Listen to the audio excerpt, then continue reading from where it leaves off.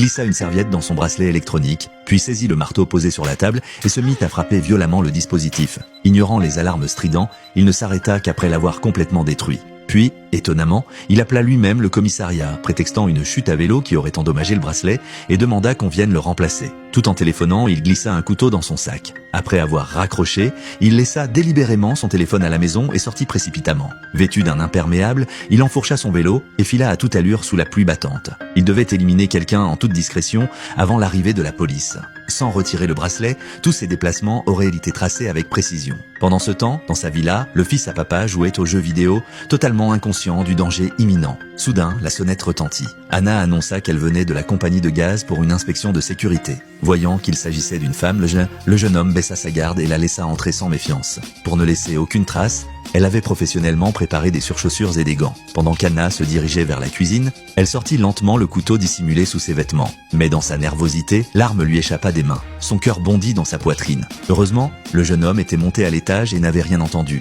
Anna s'approcha ensuite furtivement derrière lui.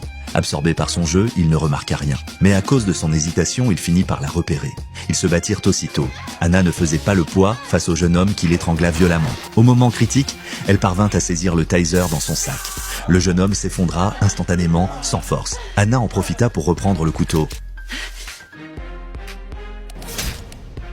Après avoir accompli sa mission, elle se précipita vers sa maison. Tout avait pris bien plus de temps que prévu. Mais dans sa hâte, Anna ne remarqua pas le feu rouge. Un poids lourd fonça droit sur elle.